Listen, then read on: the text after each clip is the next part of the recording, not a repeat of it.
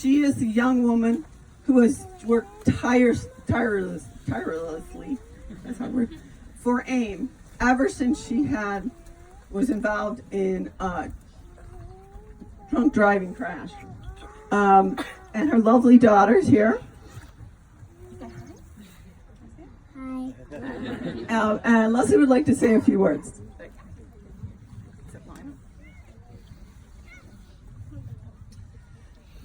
Hi, my name is Leslie Huerta. I'm 30 years old. When I was 18 years old, on February 11, 2007, a drunk driver caused a head-on crash on the freeway while I was sleeping in the back of my uncle's van. My uncle, my aunt, and myself were heading back home from a concert. The crash left me paralyzed from my waist down, my intestines damaged, and many health issues. The horrible trauma left me not feeling my legs anymore and having to learn how to do everything in a different way. I had to depend on others even to take a shower. For 12 years, I have been struggling with health problems like urinary tract infections, or being hospitalized, often due to pain issues with my colostomy, since my intestines were very damaged too. Emotional problems, physical and financial problems too. It's been very difficult to deal with all of it. I started driving an adaptable van with hand controls and a ramp 3 years after my crash. Driving gave me the possibility to drive to therapy, courts, doctor's appointments, taking my daughter to school activities, and being able to attend to the impact panels and do more. It also gave me back some independence. Now I don't have to spend all my time in bed or in a wheelchair.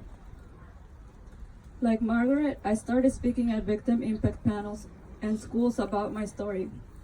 Together with AIM, I have been speaking for almost 10 years.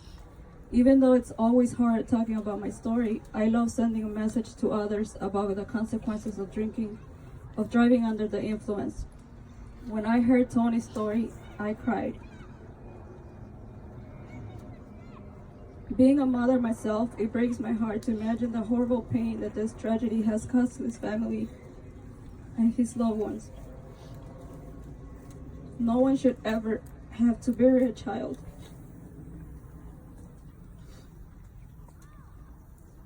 It's not fair what his parents and loved ones have been through. Driving any vehicle impaired is a choice and 100% preventable.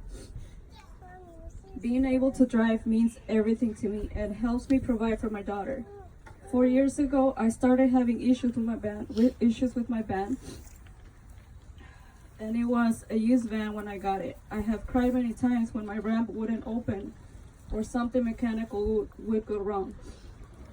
Always a new problem that has been very expensive to fix, and unfortunately, it's not worth putting more money into it. The van is 2007. It's a 2007 Dodge and has 125,000 miles.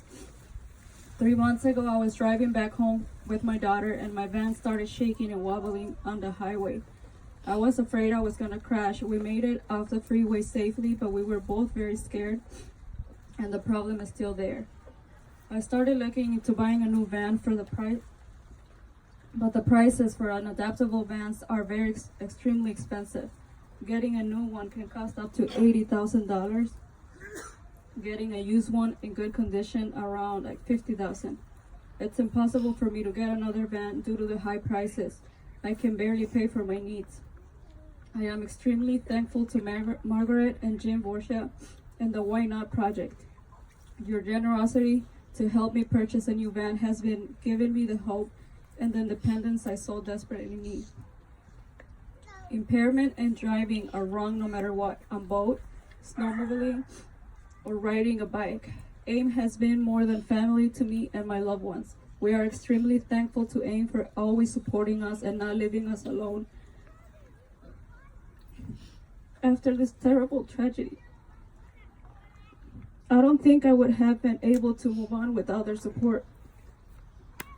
AIM's new mission was regretted because of people like the Borsia family losing their little boy. Tony in an impairment voting crash. The Why Not Project and AIM are making a difference in our communities and changing lives. Thank you and your family for the great work you're doing in memory of your precious little boy, Tony. God bless you every single day.